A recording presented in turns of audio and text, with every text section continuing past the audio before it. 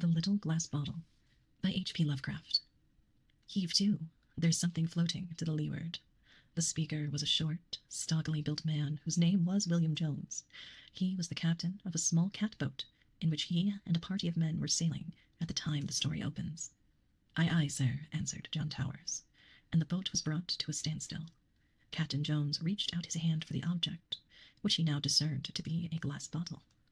Nothing but a rum flask that the men on a passing boat threw over, he said, but from an impulse of curiosity he reached out for it. It was a rum flask, and he was about to throw it away when he noticed a piece of paper in it. He pulled it out, and on it read the following: January 1st, 1864. I am John Jones, who writes this letter. My ship is fast sinking, with a treasure on board. I am where it is marked on the enclosed chart. Captain Jones turned the sheet over, and the other side was a chart. On the edge were written these words: dotted lines represent course we took. Towers, said Captain Jones excitedly, read this. Towers did as he was directed. I think it would pay to go, said Captain Jones. Do you? Just as you say, replied Towers. We'll charter a schooner this very day, said the excited captain. All right, said Towers. So they hired a boat and started off, governed by the dotted lines of the chart.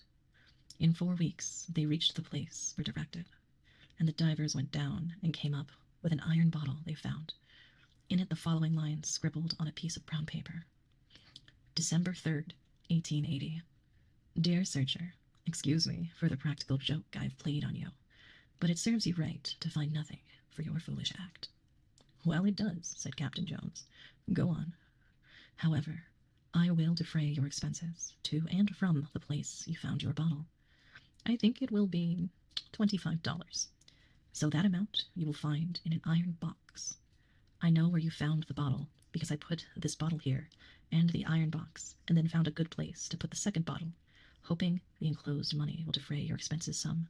I close, Anonymous. I'd like to kick his head off, said Captain Jones.